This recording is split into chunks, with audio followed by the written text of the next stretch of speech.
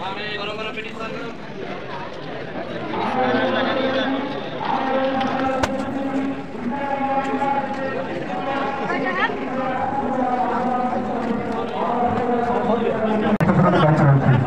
রাস্তাগুলো বন্ধ করে দিল, আমরা রাস্তাগুলো বন্ধ করে দিল, আমরা জনসাধারণের চলাচলের জন্য বিকল্প রাস্তা ব্যবহারের জন্য ব্যবস্থা করে দেব।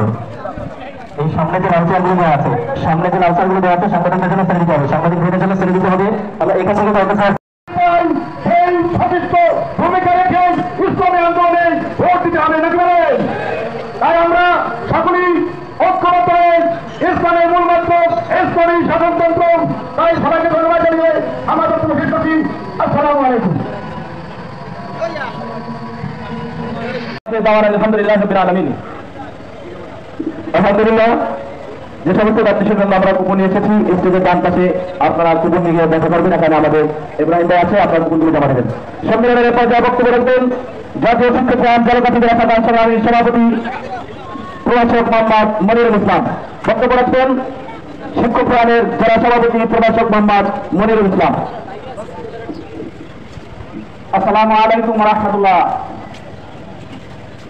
ইসলাম আনন্দ করেছেন আজকের সময় লক্ষ কোটি তৌহিদি জনতার হৃদয়ের স্পন্দন ইসলামী আন্দোলন বাংলাদেশের আছেন কেন্দ্রীয় নেতৃবৃন্দ, মঞ্চে উপস্থিত আছেন ঝালকাঠি জেলা সহ ঝালকাঠির আওতাধীন বিভিন্ন উপজেলার সহযোগিতা বন্ধুরা, ভাইরানা। আজকে আমরা বক্তব্য দিতে আসিনি, আজকে আমরা সহজের নির্দেশনা নিয়ে ময়দানে কাজ করবো এই অঙ্গীকার নিয়ে এসেছি। ভাইরানা, আপনারা সবাই জানেন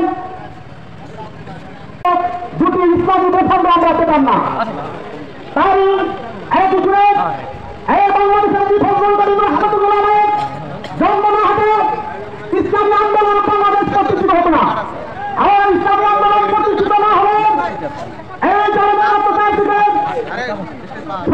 শাসক থেকে সরকার নয় এই ১৪০ তারা ভেঙে স্বাধীন বাংলাদেশ জেলা সম্মেলন করতে যাচ্ছে।